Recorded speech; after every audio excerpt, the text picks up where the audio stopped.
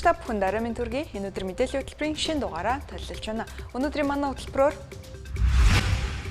аж ахуйн нэгжүүд бүсээ чангалсаар эцэст нь хаалгаа барьж байна. Улсын клиникийн 2 дугаар эмнэлгийн ажилчдын цалин нэмэгдээгүй. Аймгийн төвүүдэд улирлын чанартай хүнсний хомсдол үүсгэхээс сэргийлж хүүтэн хэлхээ бүхий агуулах барина. Зарлагч нарын арга нарийсаар байна. Орос, Америкийн нэгдсэн улс Украины 3 талд хилэлцээ үргэлжилж байна. Ираны цөмийн хилэлцээ Маскат хотноо маргааш эхэлнэ. Эдгээр олон бусд мэдээллийн дэлгэрэнгүй одоо хүргье. Аж ахуйн нэгжүүд хаалгаа барьж энэ хавар эдийн засаг хүндэрч магадгүй байна. Түрээсийн төлбөрөөс ч иргэдийн худалдан авах чадвар буурч аж ахуйн нэгжүүд зарлагаач нөхөж чадахгүй үйл ажиллагаагаа зогсоож байна. Өнгөрсөн жил 7 сая төгрөгийн түрээстэй байсан үйлчилгээний талбай энэ жил 10 сая төгрөг болж өсчээ. Одоогоос 4-5 жилийн өмнөхтэй харьцуулахад иргэдийн худалдан авах чадвар муудаж худалдаа үйлчилгээний салбар хөнгө болжээ. Бизнес эрхлэгч амар төвшин 2 үйлчилгээний салбар түрээслэн үйл ажиллагаа явуулдагч нэг салбараа хаажээ. Учир нь түрээсийн төлбөр нэмэгдэж зардлаа нөхөх цаашлаад хүн цалинжуулаад ажиллах боломжгүй болсон байна. Өндөр түрээс төлөөд ч иргэдийн худалдан авах чадвар буурсан, ашиггүй ажиллах болсон нь ийхүү бизнесээ хуймахад хүргэжээ. Гинт мэдгүй яасан байгаа нь 7 сая төгрөгийн түрээстэй байсан газар манай 10 сая болсон. Тэгээд яаж тийм амар өндөр түрээс нөгөө адгуус гэхэд арай өндөр үнэтэй биш үү гэдэг шиг тийм л юм болсон. Тэгээд дээрэс нь нөгөө хүн бужигнаад байгаа мөртлөө нөгөө худалдаа авах чадвар муудсан учраас нөгөө хүмүүс ч бужигнаад байгаа ч гэсэн ингээд худалдаа авалт нь одоо чанар нь муудсан байна. Тэгээд бизнес хийнэ гэдэг үг шүү дээ. Ингээд ерөөс шатандаа л дарамт юм. Ерөөс бүхэл шатандаа. Одоо ингээд зүгээр хог гээл хогноос ахуулаад хороо хойрон тэгэл тэр хавийн иргэд за тэгэл нөгөө түрээслэгч гэл ерөөс ингээд бүх хүмүүс бүх хүмүүс л ер нь ингээд нэг тийм нүд үзүүлж ханддаг. Улаанбаатар хотын төв хүн ам төвлөрсөн байршилд хувцас барааны лангуу түрээсэлдэг бизнес эрхлэгч төлгөөнч хэдхэн сарын өмнө лангууга буулгаж онлайн дэлгүүр болгожээ.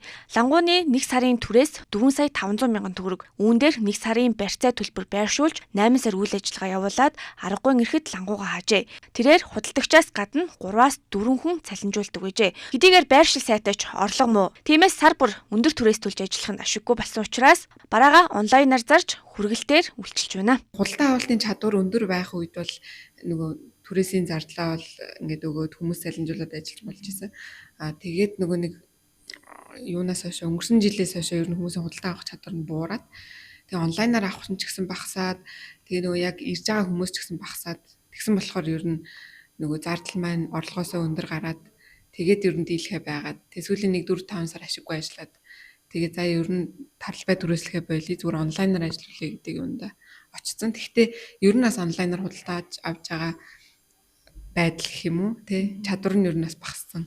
Ийхүү аж ахуйн нэгжүүдэд татварын дарамтаас гадна худалдаа үйлчилгээний түрээсийн төлбөр жилээс жил нэмэгдэж байгаа нь аж ахуйн нэгжүүдэд хүндхэн сорилт болж байна. Тэгэхээр энэ эдийн засгийн нэгдүгürt маш хүнд байдалд орсон байна.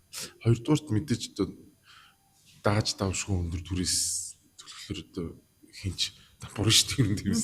Тэгээ ер нь манай Монголд нэг юм байна. Ер нь энэ бизнес хийж байгаа хүмүүс гэдэг бол нэг тийм дайсан тий одоо ер нь байнга дарамтлаж явах хэрэгтэй хүмүүс юм шиг л хардаг болц. Тэгэл ер нь төрөнч ингээл чичилж идэг нөгөө нэг иргэдэн чичилж идэг. Тэгээ зүгээр миний өнөөдөр зүгээр ингээд эргээд бодох нэг зүгээр сайхан халамж аваад гэртээ хөвцсөн хамаагүй аз жаргалтай хамаагүй happy хамаагүй нэмэх утгатай Тэгвэл Монголын хамгийн том зарын вебсайт Үнгүү цэгмэн дээр зөвхөн Улаанбаатар хотод байршилтай худалдах үйлчилгээний талбай зарах түрээслэх 1000 гаруй зар байна. Үүний цаана энэ хэмжээний бизнесийн үйл ажиллагаа доголдож олон иргэн ажилгүй болж байна. Үл хөдлөх зуучлалын компани болон за Монголын хамгийн том одоо зарын одоо вебсайт болох Үнгүү цэгмэн дээр бол энэ худалдаа үйлчилгээний объект зарах түрээслэх зар бол нэмэгдсэн байна. За одоо энэ дэлгэцэнд харагдаж байгаагаар бол за байршлаасаа хамаарат Улаанбаатар хотын хувьд бол за зайсанд жишээлбэл 1 м квадратын худалдааны талбай түрээсийн үн бол 9.4 сая төгрөг. За бөмбөр худалдааны төв 547 сая төгрөгөөр энэ худалдаа үйлчилгээний объект зарах зар байна. За саандай худалдааны төв дээр 116 саяар одоо яг ийм хувцсны лангуу бол энэ яг үндсэн үн нь бол 116 сая. За ингээд түрээсийн үн бол мэдээж тухайн байршлаасаа хамаарат нэг 2-оос 4 за тэгээ түүнээс дээш үнэтэй энэ лангууны хувьд бол үйл ажиллагаа явуулж байна. За саандай худалдааны төв дээр за гутлын тасгийг бүтнээр нь зархад 550 сая төгрөг гээд ингээд худалдаа үйлчилгээтэй холбоотой бол зар ингээд бол нэмэгдсэн байна. За сүүлийн үед Улаанбаатар хотод ялангуяа энэ томоохон орон сууц хорооллууд баригдаж байгаа. Үүнийгээ дагаад нэг давхар, хоёр давхар ингээд яг худалдаа үйлчилгээний объект зориулалтаар баригддаг. Энднэрийн ихэвчлэн ингээд яг түрээсийн өндөр шалтгаанаар бол ихэнх нь ингээ хоосон лангуутай түрээслэгч хайсан юм байдалтай бол үйл ажиллагаа явуулж байна. Тэгэхээр энэ бол мэдээж нэг талдаа аж ахуйн нэгжид татварын дарамтаас гадна нөгөө талдаа эдийн засаг бол муудаж байгааг илтгэж байна. Үйл хөдлөлийн салбарын түрээс худалдааны нэгдсэн судалгаа хийдэг Тэнхлэг зуучийн судалгаанаас харахад офис худалдааны 1 м квадратын үн 2021 онд 3 сая 800 мянган төгрөг байсан бол 2025 онд 6 сая 200 мянган төгрөг болж даруй 2 дахин өсжээ. Улсын клиникийн 2 дугаар эмнэлгийн ажилчдын цалин нэмэгдээгүй нь анхаарал татаж байна. Улсын их хурлаас 2026 оны төсөвт 190 тэрбум төгрөгийн их үүсвэр батлаж, эмнэлгийн ажилчдын цалин 15%-аар нэмэгдүүлэхээр тусгасан ч зарим байгууллагад нэмэгдэл бодитоор хэрэгжээгүй байна.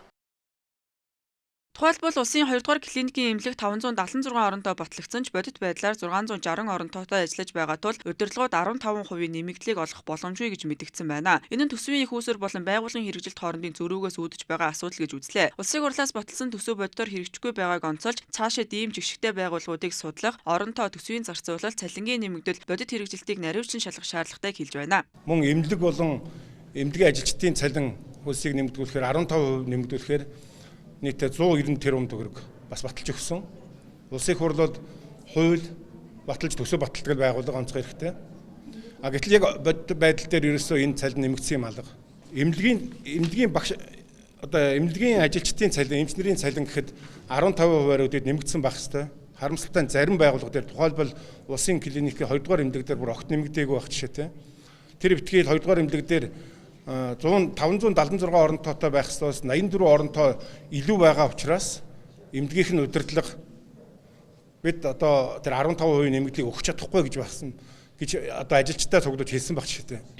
Тэгэхээр улсын хурлаас гаргаж байгаа энэ бодлого шийдвэрүүд, хууль тогтоомжууд, төсвийн тухай хууль, бусад зүйл одоо батлагдсан төсвийн их үүсвэр зэрэг энэ бодит байдал дээр орон нутаг дээр болон бусад одоо эмнэлэг боловсролын салбар дээр огт нэмэгдэхгүй байгаа нь бол бидний хувьд ялангуяа улсын их хурлын хувьд бол маш анхаарах ёстой асуудал байна гэдгийг энэ дэвшрамд хэлье. Улсын 2 дугаар клиникийн эмнэлгийн удирдлага төсвийн гүйцэтгэлийн зүрөөн цалин нэмэгдүүлэх асуудлыг төвөгтэй болгож, эмнэлгийн ажилчдын санхүүгийн нөхцөл шууд нөлөөлж байгаа юм. Энэ асуудал нь бусад эрүүл мэндийн байгууллагуудад төсвийн нэмэгдлийг бүрэн хүртэж чадахгүй байж болцшгүйг харуулж байна. Зүгээр би өнөө өглөө эмч нартай сувилагч нартай уулзсан. Сувилагч хүний цалин сая 741 мянга байж. За уг нь бол энэ чинь нэмэгдэх юм бол 2 сая 200 гаруй мянган төгрөг болох байж. Гэтэл 2 сая хүрэхгүй цалин нэмэгдээд нөгөө 15%. Тэгээ бүр нэг эмнэлгийн жишээн дээр ярихад сая 1-р сард 15% нэмсэн мөртлөө 2-р сараас та нарын цалин 15% чинь нэмэгдлийг өгч чадахгүй шүү гэж. Улсын их хурл дээр энэ 15% чинь нэмэгдэл 190 тэрбум 300 сая төгрөг батлаад өгсөн байхгүй. Тэгэхэд нэг эмнэлгийн дарга 2-р сараас өгч чадахгүй шүү. Яагаад вэ энэ чинь улсын хурл баталсан штэ гэдэг жихад уучлаарай манай оронтой хэтэрсэн юм а гэж. Тэр 86 хүний тэр эмнэлгийн даргын 86 хүний одоо найз нөхдүүдийг цалинжуулах гэж улсын их хурлаас бид төсөв батлаагүй үсттэй. Цаашид судалгаа хийх явцад ийм өндөр оронтойтой байгууллагууд төсвийн зөрүүтэй хэрэгжилттэй газруудыг тодорхойлж, бодит нэмэгдэл яагаад ажилтны цалинд хүрэхгүй байгааг наривчлан тогтоох юм байна. Багш нарын цалин нийгмийн баталгаанд сэтгэл дундуур байгаагаа илэрхийлж улсын хурлын гишүүн Мөнхтөя боловсролын сайд Наранбаярыг огцруулах шаардлагыг ерөнхий сайдад өргөн барьсан байгаамаа. Салбарын 50% нэмэгдэл гэх зардал бодит байдлаар бага буюу зарим нь цалин буурсан гэж үзэж нэмэгдлийг үндсэн цалинд шингээж заллин хийсэн гэж шүүмжилж байна. Өнгөрсөн онд багш нарын цалин 1-р сарын 1-ээс 50%-аар буюу 724 мянган төгрөгөөр нэмэгдүүлж 11 сараас 25%-аар нэмж нийтдээ 20.8 сая төгрөг хүрэхээр төсөвт 518.5 тэрбум төгрөг баталсан. Гэвч бодит байдал дээр нэмэгдэл бүрэн хэрэгжээгүй бөгөөд зарим сургуулиудад багш нарын бүх нэмэгдлийг хассан, зарим нь зөвхөн 177 мянган төгрөгийн нэмэгдэл авсан гэх гомдол ирсэн байна. 50% нэмэгдсэн цалин 177 мянган төгрөг нэмэгдсэн байна гэдээ багш одоо нөгөө цалингийнхаа юуг харуулж ийн гэж энэ зэсийг. Тийм учраас одоо энэ цалингийн нэмэгдэл биш, цалингийн хорогдол ингээд заллин маягийн юм хийцэн байгаа байхгүй юу? 50% нэмсэн гэд нийгэмд шуум тараагаад тэгээ өнөөдөр юмны үн өссөн те цалин нэмэгдсэн багш нарын цалин одоо хэрвээ 50% нэмэгдсэн бол энэ багш нар одоо 3 сая төгрөг авах ёстой шүү дээ. Гэтэл ингээд зарим нэгэн нэмэгдлүүдийн бүр хасаад байхгүй болгоцсон. Үндсэн цалинд нь шингээж ийн гэдэг нэрээр ингээд бас нэг залилаа хийцэн байгаа. Мөн салбарынхны үзэж байгаагаар боловсролын сайдын гаргасан шийдвэр нь үндсэн хууль, төсвийн хууль, хөдөлмөрийн хууль, боловсролын ерөнхий хуультай нийцэхгүй байгаа бөгөөд энэ нь салбарыг бүхэлд нь хямрал үүсгэж багш нарын ажлын сэтэл нийгмийн баталгаанд шууд нөлөөлж байна гэж харлаа. За энэ нь багш ажилтнуудын цалин үйлс нийгмийн баталгааг бодитоор дордуулсан. Ингээд салбарыг бүхэлд нь одоо хямралд оруулж байна гэж үзэж байгаамаа. Миний одоо засгийн газрын ерөнхий сайдад тавьсан шаардлагын маань үндэслэл нь дээр хууль зөрчсөн үйлдэл эсвэл улмаас боловсролын салбар системийн хямралд орсон. Багш ажилтнуудын хөдөлмөрлөх эрх, хүүхдийн сурч боловсрох эрх тохирч байна гэж үзэж байгаа. Тэгээ ийм үндэслэлүүдээр одоо боловсролын сайд Наран Баярыг огцрох шаардлагыг бол занзарчдын сайдад бол хүргүүлсэн байгаа. Нийгэмд 50% нэмэгдсэн хэмэдээл тарсанч бодит амьдрал үнийн өсөлт нэмэгдлийг үндсэн цалин шингээсэн явдал нь нэмэгдлийг багасгасан гэж шүүмжлэгдэж байна. Ийм нөхцөл байдал нь багш эмч зэрэг нийгмийн чухал салбарын ажилтны цалин нийгмийн баталгаанд итгэл алдарч салбарын гадаад болон дотоод хямралд хүргэж байгааг онцолсон юм. Улсын хурлаас 2026 оны төсөвт ахмадуудын тэтгэврийн нэмэгдэл 516 тэрбум төгрөг баталсан ч энэ нь хангалтгүй гэж шүүмжилж байна. Монгол улсад 618 мянга гаруй тэтгэвэр авагч байгаагийн дийлэнх нь бүрэн тэтгэврийн доод хэмжээгээр амжуулж байгаа бөгөөд засгийн газрын зохисгүй менежментээс болж нэмэгдэл 80 мянган төгрөгөөр хязгаарлагдсан гэх гомдол их байна. Монгол улсад ойролцоогоор 616 мянган тэтгэвэр авагч байгаагийн 3/2 нь бүрэн тэтгэврийн доод хэмжээгээр буюу өмнө нь 689 мянган төгрөгөөр амжуулж байсан. Шинэ төсвөөр бүрэн тэтгэвэр болон цэргийн тэтгэврийн доод хэмжээг 769 мянган төгрөг, хувь тэнцвүүлсэн тэтгэврийг 652.4 мянган төгрөг болгон нэмэгдүүлжээ. Гэвч энэ нэмэгдэл ердөө 80 мянган төгрөгөөр хязгаарлагдсан нь ахмадуудын амжиргааг сайжруулахад хангалтгүй гэж үзэж байна. Улсын хурлаас 26 оны төсөвдөр 542.5 тэрбум төгрөг баталж өгсөн. Ахмадуудын тэтгэврийг нэмэгдүүлэхийн тулд их үүсвэрийн улсын хурл бол хууль батлах, төсөв батлах онцгой эрхтэй. Тэр их мөнгийг хэрвээ бүрэн тэтгэврийн доод хэмжээгээр нийт Монгол улсын хэмжээнд ахмадуудын 616 мянга орчим ахмад тэтгэвэр хүмүүс авдаг. Түүний 3/2 нь бүрэн тэтгэврийн доод хэмжээгээр тэтгэвэр авдаг, тэтгэвэр халамж авдаг. Үүнийг хэрвээ засгийн газар зөв менежмент хийсэн бол тэр батлагдсан төсвийг зөв зарцуулсан бол 200-аас 300 мянган төгрөг нэмэгдүүлэх боломж байсан. Ахмадын бүрэн тэтгэврийн доод хэмжээг 1 сая орчим төгрөг хүрэх боломж бол байсан. Зүгээр залхуурсан юм уу, ард түмэндээ таалагдах гэсэн юм уу, бүгдийг 80 мянган төгрөгөөр нэмсэнийг бол ахмадууд энэ бол тэтгэвэр нэмж байгаа биш. Биднийг доромжилж гэнэ гэж үзэж байна. Тэгээ энэ асуудлаас ч гэсэн бид нар хангалттай мөнгө төсөв улсын хурл баталж өгсөн.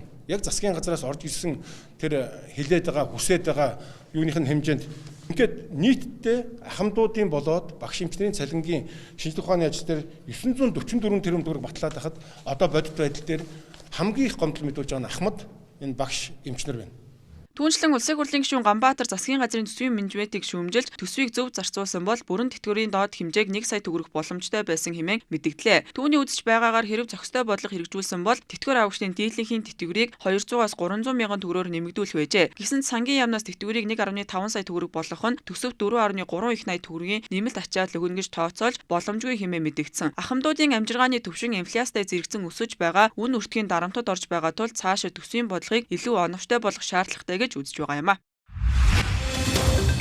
Нүүрсний хэрэгт холбогдсон ял шийтгүүлсэн улс төрд нөлөө бүхий этгээдүүдээс шүүхийн шийдвэр нь хүчин төгөлдөр хэрэгжиж байгаа цөөн тохиолдлын нэг нь улсын хурлын гишүүн асан аюур сайхан юм а. Түүн нархан шатны шүүхээс 3 жилийн хорих ял оноосонч давж заалтах шатны шүүх ялыг 2 жил 6 сар болгон бууруулж нийтийн албанд томилогдох эрхийг 5 жилээр хассан. Цагтаа өргөцсөн хугацааг ялд нь оруулж тооцсон бөгөөд 20 ангид ажил хөдөлмөр эрхэлж шагналын хоног эдэлсэн тул тэрээр сар шинийн баярын дараа суулгагдахаар болжээ. Боловсролын зээлийн сангаас илгээлт 2100 хөтөлбөрийн хэрэгжилтийн талаар Сийлэгмаагийн захин орчин түгээсэн мэдээллийг худал олон нийтийг төөрөгдүүлсэн гэж мэдэгдэн тайлбар гаргалаа. Тус сангийн мэдээлснээр 2024 оны эсэлтийн шалгалтаар орон нутгаасаа хамгийн өндөр оноо авч шалгарсан 1055 оюутан дэлхийн 20 гаруй улсын ихтэй сургуульд суралцж байгаа бөгөөд тэдний санхүүжилт гэрээний асуудлыг тухайн үед мөрдөж байсан журам нөхцөлийн дагуу зохицуулсан байна. Мөн сурагчдад урьдчилан танилцуулаагүй шинэ нөхцөлийг буцаан тулгах нь эрх зүйн зөрчилтэй гэж үзэж байгаагаа илэрхийлж холбогдох албан шаалтны үйлдэл мэдээллийг хууль хяналтын байгууллагаар шалгуулгаа мэдэгдлээ. Засгийн газрын 2022 оны 260 дугаар тогтоол заасан журмын дагуу 2026 оны ерөнхий сайдын нэрэмжит мөнгөн шагналыг дэлхийн дуурийн тайзнаа Монгол улсын нэрийг өндөрт өргөж яваа ардын жүжигчин Амар Төвшөнд олохоор шийдвэрлэлээ. Түүнд олох 200 сая төгрөгийг засгийн газрын нөөц сангаас гаргах юм а. Амар Төвшин нь Итали уран бүтээлээ төрөвж дэлхийн томоохон театруудад сонгодог дуурийн гол дүрүүдийг бүтээж буй олон улсын хэмжээний баритон дуучин билээ. Ардсан намын бүлгийн гишүүдэд эд сайд нарыг буцаад чөлөөлөх мөн хариуцлага алдсан сайд нарт хариуцлага тооцохгүй бол засгийн газрыг огцруулах улс төрийн акцийг зохион байгуулах боломжтой гэдгээ илэрхийлж байна. Ардчсан намын бүлгийн гишүүд засгийн газрын дэд сайдын асуудал байр сууриа илэрхийлж дэд сайдтай байснаар олон засгийн дампуурлыг зөв замд нь оруулах боломжийг үзэж байна. Тиймээс дэд сайд нарыг буцааж чөлөөлөхгүй бол засгийн газрыг огцруулах асуудлыг хөндөж гарын үсэг цуглуулж байгаа юм а. Одоо төрийг хит анхаалгаж 30 хэдэн сайтаа болгож дэд сайд нарын асуудлыг нэмсэн дээр ардчсан намын бүлгийн гишүүд байр сууриа илэрхийлээд тэгээд засгийн газарт хэрвээ энэ асуудлаа эргэж харж одоо дэд сайд нараа буцаад чөлөөлөхгүй болвол бид засгийн газрыг огцруулах асуудлыг хөндлөн гэдгээ илэрхийлж одоо огцруулах санал дээр Улсын хурлын гишүүдийн гар үсгийг цуглуулж эхэлсэн. Тэгэхээр энэ хаврын чуулгантай одоо зэрэгцэн өргөн баригдах байх гэж найдаж байна. За өмнө дэд сайдгүйгээр яваад ирж байсан. Мөн 96-аас 2000 оны хооронд хүртэл засгийн газрын бүтэц зэвсгэн сайттайгаар явагдаад болж байсан. Тийм учраас дэд сайд гэдэг албан тушаалыг дагалдаад олон албан тушаал мөн төсөвт бас тодорхой хэмжээний олон тэрбум төгрөгийн нэмэлт зарлууд гарна. Ингэж гарснаар эднэрийн сүүлийн 3 сонгуульд олон засгийн газар удирдах бий болгосон энэ дампуурлыг сэргээ засаж зөв замд нь оруулж чадахгүй гэдэгтээ бол Улсын хурлд ардчсан намын бүлэг өөрөө ийм байр суурьтай байгаа учраас биднэрт бол хүлээлтэнд нь энэ богино ажилласан хугацаанд нь бол дүгнэлт хийх шаардлага байхгүй гэж үзэж байна. Мөн цахилгааны хомсдолтой холбоотойгоор Улсын хурлын гишүүн шижир эрчим хүчний сайд болон шадар сайдыг огцруулах шаардлага хөргүүлжээ. Ерөнхий сайдын шаардлагыг хүлээн авч засгийн газрын хариуцлага алдсан гишүүдэд хариуцлага тооцохгүй бол бүлэг болон гишүүдийн дэмжлэгтэйгээр засгийн газрыг огцруулах улс төрийн акцийг дэмжгээр төлөвлөж байна. Цахилгааны хомсдолтой холбоотой асуудлаар шадар сайд болон эрчим хүчний сайд нарыг огцруулах асуудлаар Улсын хурлд ардчсан намын бүлгийн гишүүн шижир бас мөн байр суурьа илэрхийлж шаардлага хөргүүлж байгаа.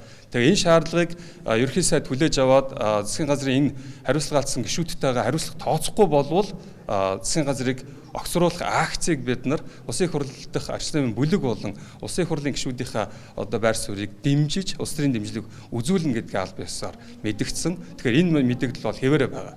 Ардчсан намын зүгээс сүүлийн 3 сонгуулийн турш олон засгийн газар удирдсан туршлагаас үзэхэд засгийн газрын дампуурлыг сэргээн засахад дэд сайдтай байх нь үр дүнд хүрэхгүй гэж үзэж байна. Мөн энэ нөхцөл байдал төсөвт олон тэрбум төгрөгийг нэмэлт зардлыг үүсгэж болзошгүйг анхаарууллаа.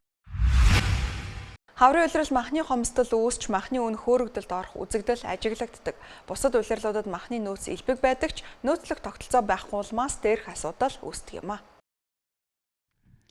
За манай улсад улирлын чанартай хүнс тижээлийн хомсдол үүсдэг. За тухайлбал өвлийн улиралд хүнсний ногоо хомсдолд ордог бол за хаврын улиралд махны хомсдол үүсэж үнийн хөөрөгдөл үүсэх хандлага ажиглагддаг. За энэ нь нөөцлөх тогтолцоо байхгүй улмаас дээрх асуудал үүсдэг гэлээ. За ийм аймгийн төвүүдэд улирлын чанартай хүнсний хомсдол үүсгэж сэргийлж хүүтэн хэлхээ бүхий агуулгах барихаар төлөвлөж байна гэлээ. Монголд бол одоо хөдөөж салбарын түүхийдийн нөөц байна. Гэхдээ одоо систем сул байна. Тийм учраас энэ системийг хөгжүүлээ. Энэ хүрээндээ одоо манай зүгээс бол энэ аймгийн төвүүдэд, бүсийн төвүүдэд ийм одоо удирдлагын чанартай хүнсний хомсдол үүсгэж сэргийлэх зорилгоор ийм одоо хүүтэн хэлхээ бүхий одоо агуулгах одоо барьж байгуулах ажлыг бол хийх ёстой гэж үзэж байгаа. За энэ чиглэлээр бол тэзүү, зураг төсөв, хөрөнгө оруулалтын ажлууд шийднэ. Ингэхгүй бол ингээд хаврын удирдалд мах хомсддог, тийм намар бол одоо 100 элбэг хямд байдаг боловч нөөцлөх энийг хадгалах ийм тогтолцоо бүрдээгүй шалтгаалж. Хүнсний ногооны хувьд ч гэсэн одоо намар илүү байдаг ингээд хавар одоо хомсддог тийм тэрийн удирдлагын чанартай өөрчлөлт аав одоо шийдэхийн тулд энийг бол зайлшгүй хийх ёстой гэж үзэж байгаа. Тэгээд тээвэр логистикийн асуудлууд байна. Биржийн арилжаа, малчдын одоо малаа эрүүл байлгах, түүхийд бүтээгдэхүүн чанартай байлгах талаар одоо зөвлөх тусалцаа үзүүлэх ийм орон нутгийн хөгжлийн төвүүдийг дэмжсэн төслийг одоо бид хэрэгжүүлнэ. Гэхдээ энийг бол хувийн хвшилтэд хамтарч одоо манай яамнаас хэрэгжүүлнэ. Залливчдын арга улам нарийсч томоохон сүлжээ дэлгүүр хоолны газрын нэрийг ашиглаж иргэдийн дансны мэдээллийг авч байна. Иргэдийн банкны мэдээллийг ашиглан цалингийн зээл авсан тохиолдол ч гарчээ. Тухайлбал KFC компани нэрийг ашиглан урамшуулал зарласан линкийг иргэд рүү илгээж банкны мэдээллийг нь авч банк аппликейшн зээл авах тохиолдол гарчээ. Захим залилагчдын арга ийхүү улам бүр нарийсаж томоохон сүлжээ дэлгүүр хоолны газрын нэр логог дуурайлхан үлдэж иргэдийг зэлж байна. Тиймээс иргэн таны гар утсанд ирсэн аливаа байгууллагын урамшуулал мэдээллийг үзэхдээ ямар нэгэн линкэн дээр дарахгүй байхыг зөвлөж байна. Одоо KFC сүлжээ хоолны газрын нэрийг ашиглаад манайх 60% хямдралтаа одоо энэ хоол бүтээгдэхүүнээ таавахын худалдан борлуулнаа. Та тухайн линкэн дээр дарж орно гэж. За тухайн линкэн дээр сайт руу дарж орохоор яаж ийм нэхэр яг л нөгөө KFC-гийн бидний онлайнаар захиалдаг яг адилхан дуурайлах гэж гисэн. За тэгээ иргэд маань хоол бараан бүтээгдэхүүнээ захиалаад за төлбөр хийх. Төлбөрийн ихтэй мөн л адилхан банкныхаа мэдээллийг олж. За тэгээ улмаар яаж ийм нэхэр нөгөө залгичдүүд банкны мэдээллийг нь өөрсдөө аваад өөр төхөөрөмжөөр тухайн хүний банкны аппликейшнийг мэдэрч ороод ансанд нь байгаа мөнгийг нь шилжүүлж авах. За улмаар цалингийн зээл, төлбөрийн зээлийг нь өндөр хэмжээгээр авах. Ийм зарилгууд маш их хөгжиж байна. 2025 онд гэхэд цагдаагийн байгууллагад 16 мянган залилах гэмт хэрэг бүртгэгдэжээ. Үүний 12 мянган нь захин орчинд үлдэгдсэн байна. Хэсэг хугацааны дараа үзэгч та бүхэн мэдээллийн хөтөлбөрөөр үргэлжлэл үйл авч үзээрэй. Манай мэдээллийн хөтөлбөр үйл явдлын гол мэдээллүүдээр үргэлжилж байна. Хүүхэд насны хооллолтын хэв маяг насанд хүрсэн хойнооч үргэлжилдэг. Ийм учраас бага наснаас нь зөв хэрэглээг эрхэмлэх хэрэгтэй. Гоёмсог сав баглаа бодолд автаж худалдан авалт хийх нь эргээд маш их эрсдлийг бий болгох эрсдэлтэйг эмч мэрэгчлэнүүд анхааруулж байна. Миний гартагаа энэ хоёр чихрийн хувьд бага насны хүүхдээ эцэг эхчүүд мэдээж хүүхдүүдтэй зориулаад өнгө үзэмжийг харан бас худалдан авалт хийхэд бол эдгээр чихрүүдийг сонгодгоо гэдэгт бол эргэлзэхгүй байна. Миний бас энд байгаа энэ чихрнүүдээс сонголтод бас мэдээж ихдэг агсын идэж эдгээр чихэр нь 0-оос 3 нас 3-аас дээш насны хүүхдэд одоо хэрэглэх тохиромжтой. Доош насны хүүхдэд бол хэрэглэхэд тохиромжгүй гэсэн юм хаяг шошго адартай байдгийг бас анзаардаг болов. Хүүхдийг ойлгоход нь аргадаж чихрээр урамшуулдаг нь Монгол ээж аавуудын гимбиш зан юм а. Бид зарим худалдан авалтанд анхаарал болгоомжгүйгээс болоод хүүхдүүдэд эрсдэлд оруулж байгаа юм шивстэй. Тод өнгөтэй гоёмсог баглаа бодолтой чихрэнд хууртаж дотор нь байгаа аюулыг бид анхаарахгүй өнгөрч болохгүй. Хүүхдийн хит их чихрийн хэрэглээ нь зан төрхийн өөрчлөлтийг бий болгох эрсдэлтэй юм а. Тэгэхээр энэ төрлийн хор тавдрууд бол сүүлийн үед бол мэдээж нэмэгдэж байгаа яа гэвэл бид нар хоол ундыг ч гэсэн амаараа иддэг те. Дээр нь хамгийн чухал хүний одоо хэрэгцээтэй асуудал учраас энэ төрлийн хавдрууд бол сүүлийн үед ихсэж байгаа. Яг нь нийт зөнгөлөн тохиолдох хор тавдар дээр хотоодны хор тавдар 2 дугаар байранд, бүдүүн эсний хор тавдар 5 дугаар байранд бичигдэж байгаа. 15% орчим. Маш бага хувь ер нь бол 5-аас доош хувь баг. Хүүхдийн чихрийн хэрэглээг йотонгоор авч үзвэл хамгийн ихтэй өдөртөө 4-өөс 6 нас 19 грамм буюу 5 йотон, 7-оос 10 нас 24 грамм буюу 6 йотон, 11-ээс дээш нас 30 грамм буюу 7 йотон хэрэглэвэл зохистой. Хүүхдийн чихрийн хэрэглээ ихсэхэд хүүхдийн зан ааш, хөдөлгөөн зэрэгт өөрчлөлт ордог ба хүүхдийн шүд болон ходоод хоол боловсруулах эргэтэн тогтолцоог гэмтэх нь элбэг байдаг гэнэ. Гэхдээ одоо би тэр өнгө талаас нь хараад авдаг юм бас байдаг да. Тэрийг үгүйсэхгүй л дээ.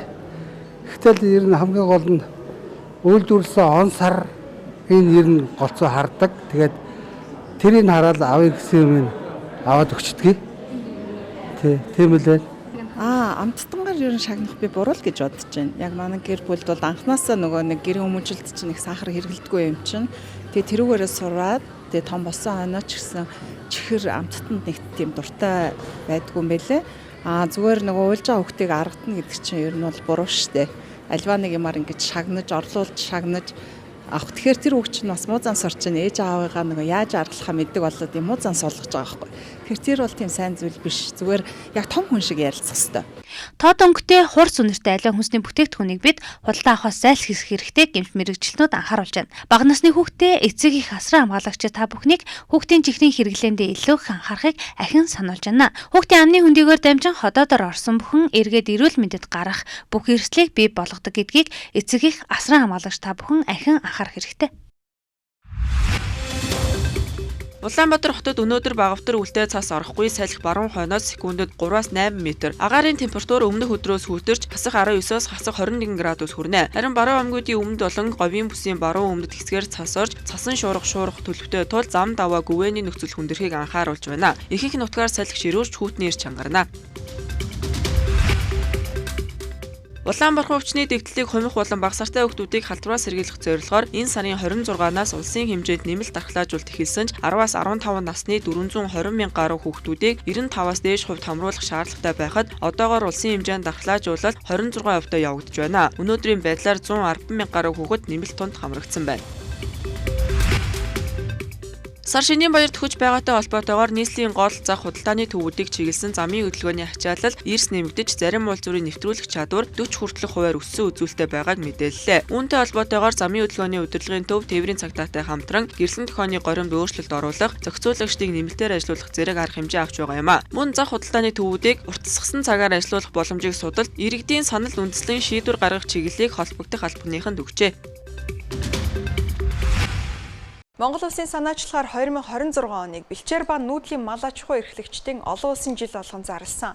Тэгвэл хүнс хөдөө аж ахуйн хөнгөн үйлдвэрийн яамнаас хөргүүлсэн зөвлөмжийн дагуу малчтад тэжээл тархитан зориулж тодорхой нөхцөлийн дагуу давуу эрх хэлүүлэн газар эзэмшүүлэхээр болжээ. Монгол улс уламжлалт бэлчээрийн аж ахуй нүүдлийн соёлоор бусад улс орнуудаас ялгардаг. За тухайн онцлогийг өнөөдрийг хүртэл тээж соёлын өвийг хадгалж байгаа хүмүүс нь яхаарахгүй малчд илээ. За монголчууд дэлхийд байхгүй бэлчээрийн ургамлаар тэжээсэн шим тэжээлтэй малын бүтээгдэхүүнийг хэрэглэдэг. За гэсэн ч сүүлийн жилүүдэд бэлчээрийн дааз хэтэрсэнтэй холбоотойгоор хөрсний дороотол үүсэж байгаа тул за уламжлалт нүүдлийн аж ахуйг сэргээх шаардлагатай гэж үзжээ. Гэрийн одоо малчтаа бид нар нэг л зүгээр сууж байгаа л те одоо ингээд их баян улсууд зүгээр л одоо газарт ороод сууж байгаа юм шиг ийм буруу ойлголт байна. Үнэхээр малчд байхгүй Монгол байхгүй. Энэ өв соёл байхгүй. Монголыг хэн солих гэж чинь бэлчээр нүүдлийн соёлоос нь болж сонирхож ирж байгаа. Малчд биднийг юугаар хангаж байгаа вэ? Дэлхий дээр байхгүй. Одоо энэ бэлчээрийн ургамлаар тэжээсэн мал гэдэг бол маш үнцэнтэй мал да. Бүтээгдэхүүн маш үнцэнтэй. Тийм учраас малчдын гол асуудал эхлээд бид нар газрын засагж байгаа одоо сумын засагтаар одоо энэ байгууллагууд нь хөдөө аж ахуйн одоо энэ газрын засаглалаас ажиглаж байгаа. Ялангуяа тухайн жилийн төлөвлөгөөгөөр газар зохион байгуулалтын төлөвлөгөө гэж гардаг. Энэ төлөвлөгөөгөөр дамжуулаад дороодсон бэлчээрийг хөнжүүлээд сэлгээл яв. Энэ зохион байгуулалтыг хийн. Малчтаа зохион байгуулна, манлайлна. Өөрийнхөө тэр дүрм журмаа тодорхой болгоно. Ингээд болгоцсон байхад монголчууд бол малчд бол төрийн шийдвэрийг дагаж мөрддөг. Ер нь монголчууд нийтлэг төрөө хүнддэг шийдвэрийн гарчууд авдаг ш. Тийм учраас энийг бид нэр сайн ярьдаг. За дээрх зөвлөмжийн дагуу хүнс хөдөө аж ахуйг хөнгөн үйлдвэр яамнаас газрын хуулинд өөрчлөлт оруулахаар өвлжөө хаваржааны газрыг бусдад хулдаалахыг болиулж зөвхөн өвлүүлдэг болгох төслийг өргөн барьжээ. Бид өөрсдөөсөө шалтгаалгүй дотоод одоо зохион байгуулалтын ажлаа хийж хэрэгжүүлэх ёстой. За олон улсын байгууллага одоо буюу дэлхийн одоо хүнс хөдөө аж ахуйн байгууллагаас бол манад энэ Монгол улс бол ийм өргөн удам бэлчээртэй учраас энэ бэлчээрийн одоо ашиглал менежмент хариуцсан юм төрийн захиргааны байгууллагатай болох зүйтэй зөвлөмжийг ирүүлсэн. Энэ хүрээндээ бид одоо манад бол одоо аймаг дундын отрын бүсийн захиргаа гэж нэгж байдаг. Энэ нэгжийг одоо өргөжүүлж энэ бэлчээрийн асуудлыг хариуцсан менежмент хийдэг ийм төрийн захиргааны байгууллагатай болох чиг үүрэг дээр нь бол ийм одоо дотоод нөөц zulцаага ашиглаж одоо чиг үүргийг нэмэх ийм одоо ажлыг зохион байгуулна. Манай аймаг санаачлаа газрын тухай хуулинд өөрчлөлт оруулах одоо төсөл өргөн барьж байгаа. За энд бол өвлжөө хаваржааны газрын одоо хоорондын доод зай мөн одоо худаг гарах хоорондын доод зайг тогтоох эрхийг аймгийн хуралд өгөх. За малчдад одоо тэжээл тархитан зориулж тодорхой хэмжээний газрыг одоо нэг удаад тодорхой нөхцөл болцлын дагуу одоо давуу эрхээр одоо эзэмшүүлэх. За мөн одоо өвлжөө хаваржааны газрыг бусдад худалдаалдаг, арилждаг энэ зүйлийг одоо болиул зөвхөн өвлүүлдэг зохицуулттай хэрвээ өвлжөө авч байгаа газар авахаар бол эрдэнэ нийтийн урал одоо сумын хурлаараа ингээд зохиц журмын дагуу одоо олдог. Өөрөөр хэлбэл мөнгөө шууд одоо ингээд худалдаж аваад тэр орчмын одоо бэлчээрийг одоо эзэмшдэг. Манайд бол бэлчээр хөвшлөөгүй учраас ийм онцлог дундын одоо эзэмшдэг учраас ийм одоо эрх зүйн хувьд бол болон зохион байгуулалтын ажлуудыг хийнэ гэж төлөвлөж байна манай янаас. Бэлчээр бол одоо эдийн засгийн одоо юу юм а зөвхөн ийм хоосон таал биш юм а. Эдийн засгийн үр өгөөжтэй юм а гэдгийг л одоо нэгдсэн үндэсний байгууллагаас бидэнд бас онцолж байгаа. Энэгээрээ бол бэлчээрээс бид хүн, мал, биологийн олон янз байдал одоо бүх зүйл одоо бэлчээрээс хамааралтай. Эдийн засаг одоо хоол хүнс тийм ээ сая би хэлсэн. Одоо эрүүл ах уу гэх бүх зүйл энэ бэлчээрээс хамааралтай гэдгийг л одоо нэгдсэн үндэсний байгууллагаас ард иргэд бизнесүүдэд ойлгуулж өгөөч л гэдэг зөвлөмжийг өгч байгаа. Монгол улсын санаачлагаар 2026 оныг бэлчээр ба нүүдлийн мал аж ахуй эрхлэгчдийн олон улсын жил болгон зарласан. Манай улсын хувьд хөдөө аж ахуйн салбарт түүхийн эдийн хангалттай нөөц байгаа хэдий ч систем сул байгааг салбарын сайд нь онцолсон. Энд энэ олон улсын жил нь бэлчээрийн доктортой менежмент, нүүдлийн мал аж ахуйн уламжлалт өв соёл, малчдын амжиргаа, уур амьсгалын өөрчлөлтөд тэмцэх зорилготой бөгөөд дэлхийн нийтийн анхаарлыг нүүдлийн мал аж ахуйн онцлог, хөдөөгийн доктортой байдал, соёл уламжлалыг зурцачлан таниулахад чухал аж холбогдолтой юм а. Би чамд хайртай уран сайхны киногоор Монголын кино урлагийн салбар тод мөрөө үлдээсэн уран бүтээлч Пүрүма Монгол үндэсний хувцсны бие даасан өмсгал үзэглэнгээ гаргалаа. Тэрээр үзэглэн тавигдсан бүтээлүүдэд 1980 оноос хойш буюу 35 жилийн турш уралсан байна.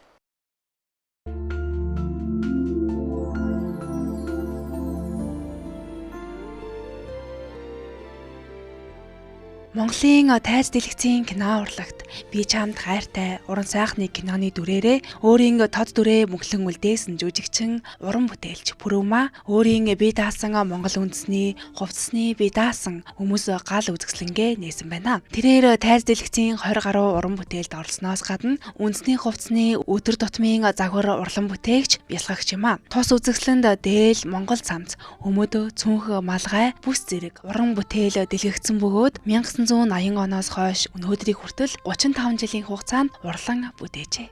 Миний бие даасан үзэсгэлэн маань өмс гал гэдэг нэртэй өссөн өсөөгөө хүмүүс үнэнд гүйцэгдэж байгаа учраас бидний эгэл энгийн амьдрах нь амьдралд хамгийн чухал шүү. Тэр амьдрал нь хамгийн чухал шүү гэсэн энэ мэдээлэл эгэл энгийн энэ өмсгалаа өмсгöd би маань ямар амар байсан, ямар өөрөөрөө байсан, сэтгэл санаа ямар тайван байсан, бас ямар даарахгүй байсан, ямар нөмөр нөлөөтэй байсан, итгэлтэй байсан тэр мэдрэмжийг одоо төмөө олонтой хуваалцахаар 20-30-аад бас 43 жил өмсөн хуцаа одоо өмсгалаа дэлгэсээ. Ойч эхэлсэн бол 80-аад он, 90-ад оны хэр яг ойсон хугацаа гэвэл 35 жил. Тэгээд өмсөөд исэн чинь хിവэрэл байгаад байгаа. Тэр нь юу юм бол та гэдээ өөрөөсөө асуусан. Тэгээд миний хувцсдуу аваа тэрнээс цацарч байгаа долгион маань та өөрөө намайг бүтээхдээ өөрийнхөө мөн чанарыг юулсан штэ. Зүрх сэтгэлээ зориулж ойсон штэ. Тэгэл би амьд байхгүй юу гэж хэлж байгаа юм шиг санагдсан тийм. Би энэ хувцсан дээрээ бас мөнгөө хийнээд бас яавал гой харагдах уу гэд амтны амь үс арьс тийм ороог учраас нэгд байгаль дэлхийн минь амар амгалан байгаасай. Бас энэ өөрчлөлт цаг уур битгий болоосай. Амтай бүхэн оршихуй болгон дээрээ ингээд дэлхийгээ эргэхтэн те нарыг тойрохтэн дэлхийг цэвэрлэхтэн өшөө дөрвөн улир иргэн гээд эргэлдэж хамаг амтныг баясгахтэн оршихуй болгон талархснаа илэрхийлж ойсон тийм. Тэг баярлалаа. Тэгээд дэлхийн бүх монголчуудаа бие махбодынхаа ачааг сэгсрээ гэвэл тий бас сэрэл мэдрэмжээ түвжээсээ тайлээ гэвэл сэтгэл санааныхаа өмөрлийг амраая гэвэл хурдхан шиг Монголдо ирээрээ таны газар шороо таны газар дэлхий ээж тань хүлээж байгаа шүү. Үнэхээр энэ жилдээ бүр ирээрээ хурдан ирээрээ л гэж хэлмээр байна. Тэгээд түн олон минь амар амгалан байгаарай. Ил энгийн байгаарай. Тий.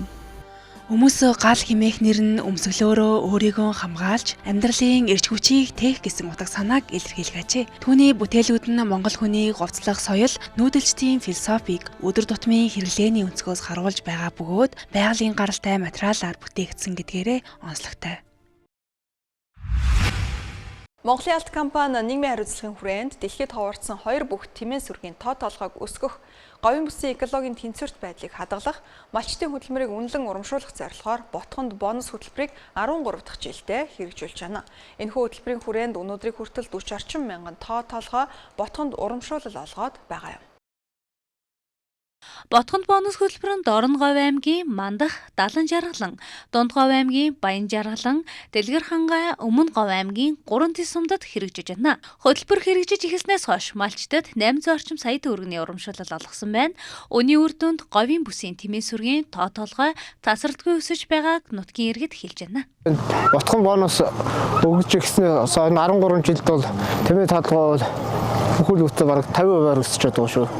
Носыг аваад тэмээнийхээ баярыг тэмдэглээл өнөр өтгөн их сайхан болдгоо шүү. Манай сумд бол МАК зөв тэмээний юу утгын бонус гэдэг хөлбөрийг бол бүрэн дэмжиж байна. МАК-ын дээр ботгоны бонус гэдэг бол одоо залуу хүч бид нарыг бол өстой дэмжиж байгаа шүү дээ. Эний чинь МАК чинь эний чинь л ботгоны бонус өгөө бүр их тэмээ өсгөсөн шүү дээ. Энэ улсууч урамшаар хамгийн анхаарах зүйл жил ботгон бүрэн мэнд дууж орж явах нь хамгийн чухал санагддаг да. Энэ ч одоо бас урамшуул зүгээр хэмжээ. Тэмээ тайртай тэмээгээ өсгөхөд маш их дэм болж байгаа асуудал да.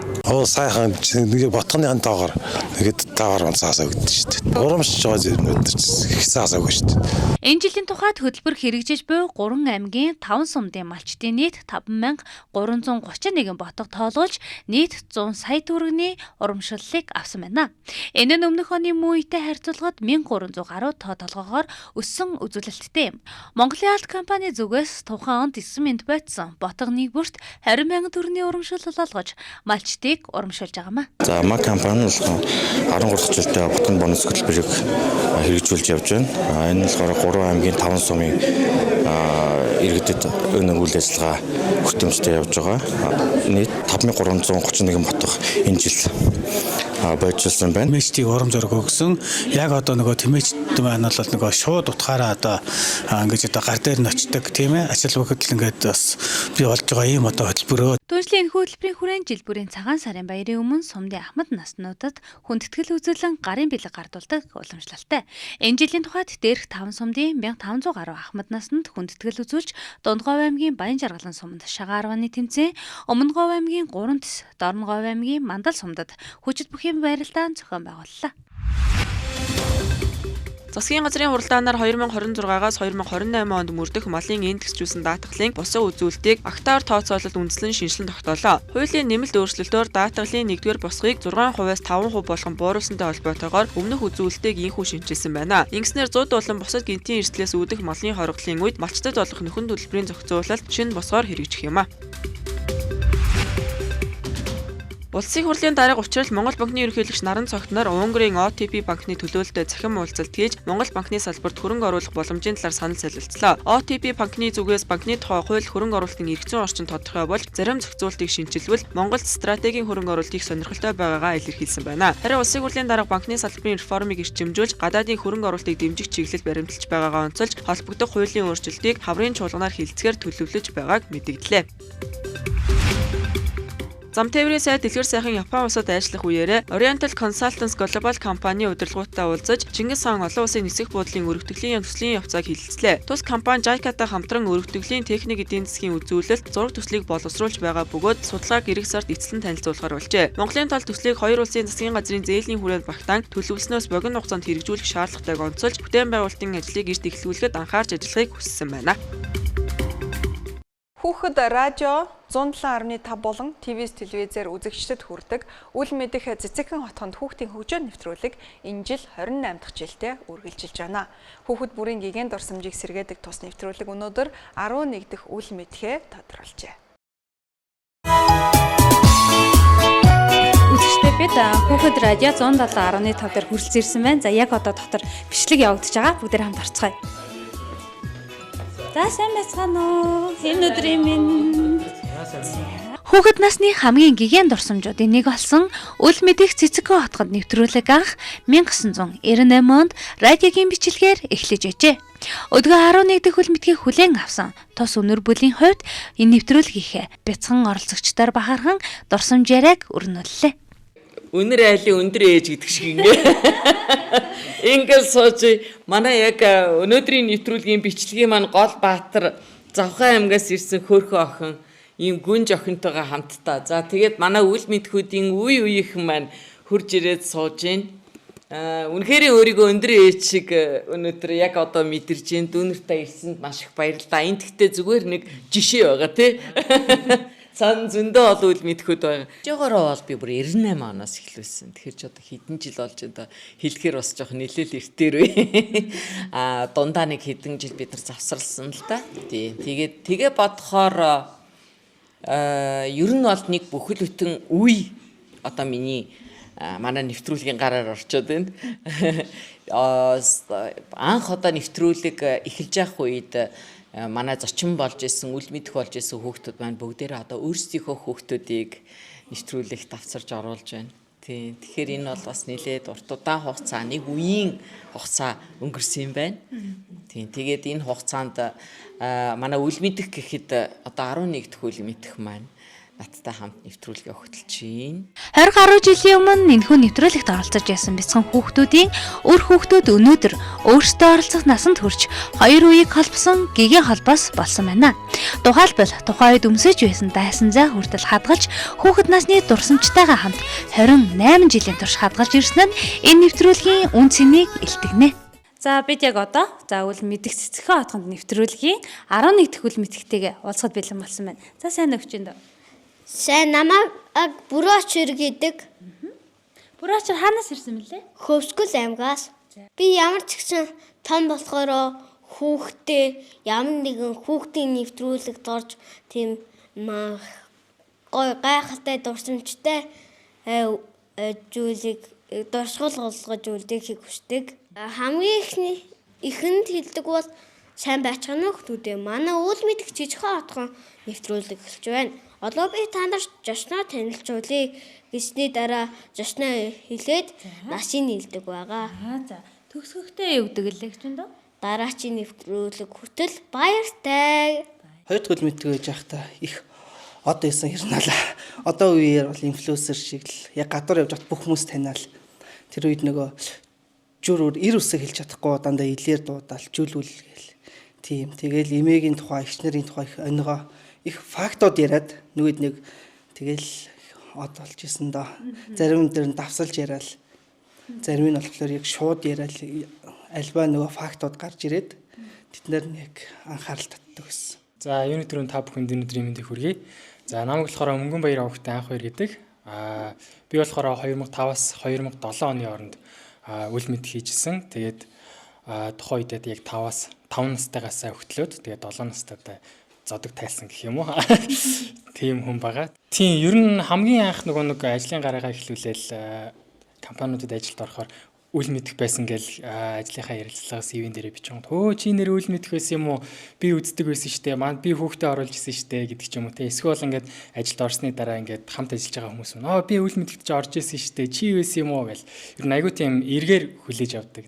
Би бас үл мэдхээс хойш гэх юм уу ер нь үл мэдэх байхдаа нэг хүүхдийн ордны драмын дугуулан, дууны дугуулан, тэгээд хаавлын соёлын ордны дэрэгдэх мориорын дугуулан гэдэг одоо Жон хамтлагийн мориорч Цэрэнбэм гэдэг багш нар мориорын сургалтанд ерөнхийдөө 5 дугаар ангиас ер нь одоо хүртэл ер нь явж байгаа. Тэгээд тэр жүүднээсээ бас Монголын уран сайхны кино ээжээ гэдэг уран сайхны кино гэдэг тэрний гол дүрийн төрд тоглосон. Тэгээд түүнээс гадна Ми-18 гэдэг бас нэг бодит явдлаас идэвссэн кино байдаг. Тэрний бас туслах дүр бас тоглож ирсэн тиймэрхүү амжилттай. Тэгээд дээрээс нь Монголын хүүхдийн ордонд байхдаа ерөнхийдөө өөрийн нэг тайлан тоглолт гэх юм уу тиймэрхүү тоглолтоо бас тавьж ирсэн. Хэвлүүхэн хөгжилтэй үл мэдэх хүүхэд бүрийг инрэг хайрлах хөтлөгч Ариуна үл мэдэх цэцгэн хотгонд нэвтрүүлгийн гэгээн цацруулсаар 28 дахь жилдээ инхүү үргэлжилж байна.